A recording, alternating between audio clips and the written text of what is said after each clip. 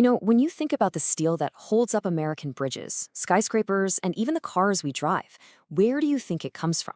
Well, what if I told you a major supplier isn't American at all, but a Brazilian company that began as a tiny nail factory way back in 1901? It is an absolutely incredible story of survival and reinvention, and it all starts with one big question. Right? That's the puzzle we're going to unpack here. How on earth does a small company from an emerging market making something as simple as nails climb its way to the top of one of the toughest industrial sectors in the world? Trust me, the journey is not what you'd expect. So here's the secret sauce. The key to understanding Gerdau isn't that they were lucky or that they avoided trouble. Nope. It's that they mastered the art of taking every single crisis, every moment that should have been the end, and using it as a launchpad for a total reinvention. This pattern, it's literally in their DNA. So let's really dig into this pattern, because this wasn't a one-time fluke, not at all. It's a playbook they've run again and again for over 75 years, turning these moments that should have destroyed them into deep, lasting competitive advantages. Okay, this timeline lays out the whole strategy. Back in '48, when World War II cut off the raw materials, they didn't just find a new supplier. They went out and bought a steel mill and pioneered scrap recycling. Then when Brazil's own market capped their growth in the '80s, they didn't just accept it, they pivoted to North America. And more recently, when a massive governance crisis hit them in 2017, they completely reinvented their leadership. You see it, right? Crisis, response, reinvention. It's the same move every time. And that pattern of reinvention brings us to their most radical transformation yet. Now, this wasn't just a small change in direction. This was a complete 180-degree pivot, and it was sparked by the most severe crisis the company had ever faced. Just look at this contrast. At their peak in 2011, Gerdau was this sprawling global empire.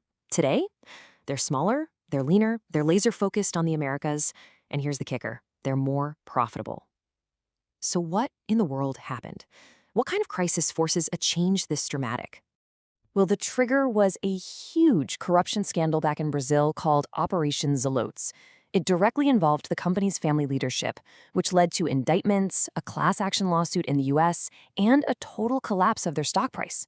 This was a 5-alarm fire that struck right at the heart of the company's credibility. Their response was just stunningly decisive. In a move that was absolutely monumental, the founding family stepped away from day-to-day management for the first time in 117 years and brought in a professional CEO. This new leader then executed this brutally efficient strategy: sell off anything that's not essential, get out of low-margin businesses, and pour all that cash into their most profitable market, North America. And believe me, this was not just talk. They really did it. We're talking over $800 million in asset sales in just a couple of years. The biggest piece of that was a massive $600 million deal to sell their U.S. rebar business. They weren't just trimming the fat. This was like radical surgery to save the patient. And here is the payoff. Just look at this chart. North America now drives over 60% of the company's profits. That crisis forced them to make an incredibly tough choice, and that choice turned their North American operations from just one piece of the puzzle into the absolute financial engine of the entire company. But the story has another really fascinating twist. Remember that very first crisis we talked about way back in 1948? Well, the decision they made then to solve a simple supply problem, it gave them an unbelievable, almost accidental, 75-year head start on sustainability. Get this, the global steel industry is a massive carbon emitter, but Gerdau's carbon intensity is less than half the industry average. That is huge. In a world where green steel is becoming a massive commercial advantage, they are suddenly a global leader. So how did they pull that off? Well, it all goes back to that 1948 decision to use what are called electric arc furnaces, or EAFs, to just melt down scrap metal. This mini-mill model, which they chose out of sheer necessity, meant that for 75 years, while everyone else was building these giant coal-fired furnaces, Gerdau was perfecting the art of recycling. Today, over 70% of their steel comes from scrap. They even operate a massive, sustainable forest in Brazil to make renewable charcoal. Amazing!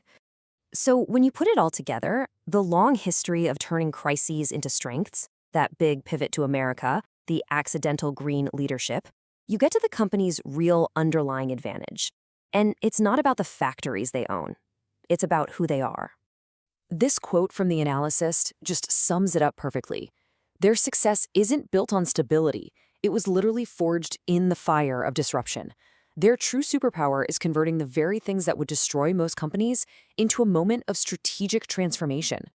And that leaves us with a final thought.